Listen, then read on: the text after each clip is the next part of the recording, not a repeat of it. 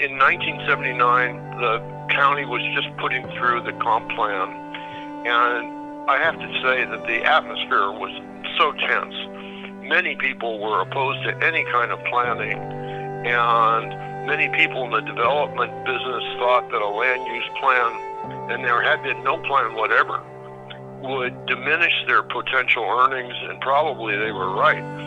Realtors wanted a rural 1-acre designation across all of the rural areas of the county, which would allow them to build tracts or condo developments on the water just about anywhere. Gene Knapp then was the county prosecutor, and he was by himself, and he had no special background in land use law. All that Gene had was one secretary who had one typewriter, and that was it. So to defend the original comp plan, he needed allies and an organization and a fundraising mechanism, and that's what the Friends of the San Juans did. And Gene said, Mike, I don't know what we're going to do.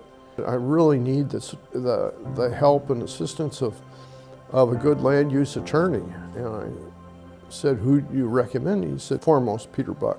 There were two components to the climate in San Juan County at that time. One was a group of people interested in developing land, many of whom had been there a long time, and they never had any regulation. And there were another group of people that cared about the status quo of the environment. But San Juan County had no comprehensive plan, no zoning code. So really, let's say 77, 78 was a time it was wide open. You know, some people have called it the Wild West, and it really was in that context. One of the frustrations of being a land use attorney, land use environmental attorney, is that you've got this pot of gold, which in our case is the San Juan Islands, and you're protecting it. And if you win, nothing changes. If you win, it's still there. But if you ever lose, that gold is taken away and it's gone forever. So you can't ever afford to lose. And through that planning process, we started to have guidance and conversations about what was meaningful to us, what we wanted to protect and why. And in 1979, the first comprehensive land use plan was passed and adopted in San Juan County. I probably see less change than many people might see because I'm used to the huge change other places that didn't take care like San Juan County did. When I ride the ferry, I sometimes think to myself, as there are people around me looking over the railings at the beautiful natural shoreline and the unbroken ridge lines, and the sun is shining, and it's just one of those magical days where you're sailing into paradise. And I think to myself, if they had any idea how hard it is to keep it this way, that this is not an accident. This is the product of a lot of really hard work. Fly over the islands at sunset, and you look at this beautiful archipelago that's lying out below you. And if there's a more beautiful place in the United States, I haven't seen it. Since 1979, Friends has evolved to take on a whole host of additional issues. It all started when I saw a newsletter from Friends of the San Juans talking about armoring of beaches and how it degrades the beach, which was a huge shock to me. I want the beach to be able to be here for my grandchildren, for my nieces, nephews, godchildren, and that's when we made the decision to contact Friends of the San Juans and see what we could do about this portion of beach. I always used to think, what can I, just one small person, do to help those great big animals that live out in the water? Well, again, in looking at a newsletter article, it turns out that those great big orca feed on salmon, which feed on tiny little fish, which spawn on my beach. I'm Tina Whitman, and I'm Science Director at Friends of the San Juans. And I'm standing on Brown Island, right opposite Friday Harbor, and I'm standing at one of our shoreline restoration sites. We're working with 3 private landowners to restore habitat for fish. It's always really satisfying to stand with a private property owner on their land, way up here above the water when the tide is out, and actually find fish eggs. And you just sort of see that light bulb go off for people, because the vast majority of us don't know that there are fish using our beaches to lay their eggs, lay and incubate their eggs. Well, I grew up in a big family, big extended family, and gathering in a kitchen was always part of what we did. That's how we got together as a family and celebrated things. And I like being able to feed people and invite them over for that. Similarly, now I'm feeding the orca by having these little fish that can spawn on this beach. So my kitchen now encompasses my garden and my beach and the ocean. It's fabulous.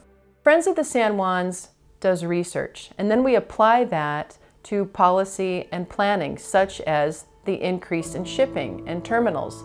Right now, you'll see through our research arm 24 different projected new annual vessel transits in the Salish Sea.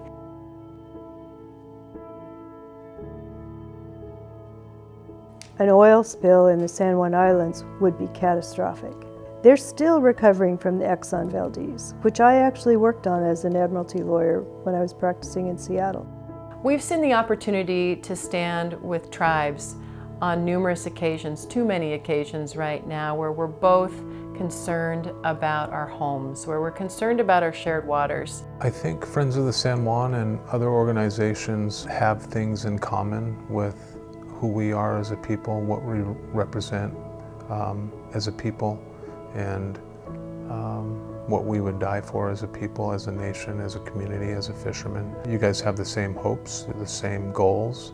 You know, it's great to be able to stand with Friends of the San Juans and other organizations and the individuals within, because you know the compassion is there. There's a lot going on right now at the national scene with regard to climate justice. We take that to heart here. We work in schools with kids from kindergarten to high school to make sure that their climate future is being planned for and discussed here locally. I've had the honor, really, of working with students at Friday Harbor High School, a few at Spring Street International School as well, high school students who were also trained to be climate reality leaders by Al Gore recently. I went to Seattle with a couple other friends from my school, and we did a climate reality training with Al Gore.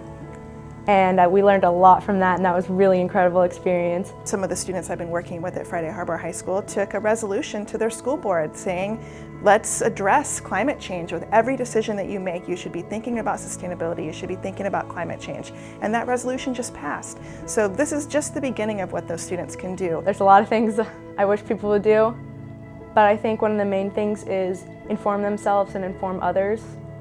Because if everyone realizes what's going on and believes what's going on, then it'll be easier to convince them to change.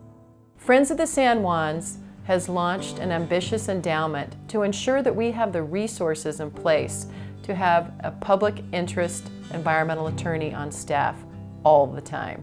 We also have a separate endowment for science and policy. It's your contributions that will allow us to have the resources to make sure that we can argue for important things like clean air, clean water, endangered species, and safe shipping. I'd like to invite you to make a special contribution to the Friends of the San Juans endowment and support a legacy for the future. Whatever you love is worth protecting. Let's work together and protect what we love.